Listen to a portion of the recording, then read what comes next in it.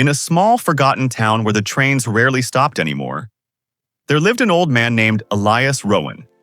He had no family, no visitors, and no one really knew where he came from. But every evening, without fail, he sat on the same wooden bench beside an old rusted postbox near the railway station. Rain or shine, winter or summer, he'd be there. Wearing his brown coat, hat tilted forward, holding a tiny cup of tea that had long gone cold. And every time the mailman passed by, Elias would ask softly, "Any letter for me today?" The postman would smile awkwardly, shake his head and say, "Not today, Mr. Rowan."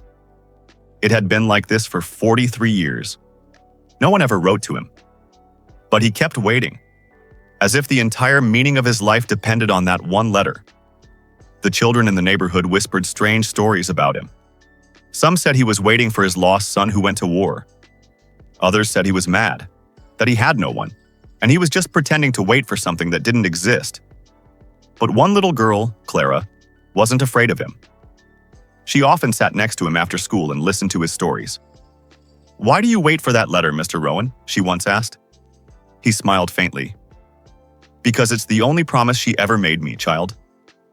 And I believe in promises. Years passed. The town changed. The old bakery turned into a store, the post office shut down, and new houses came up.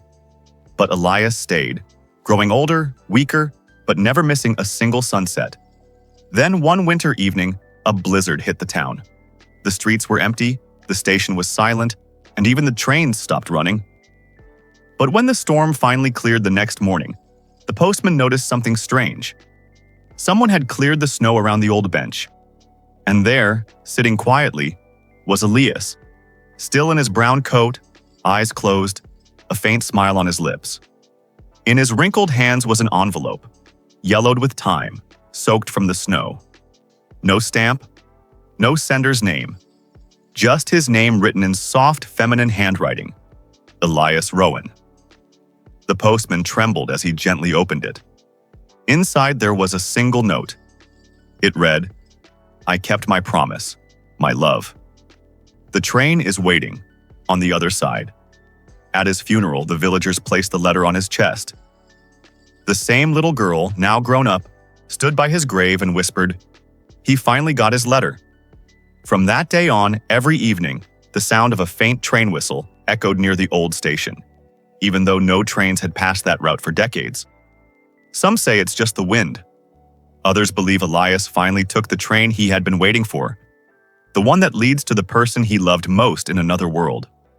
Eternal love, faith, loneliness. The power of promises kept beyond death.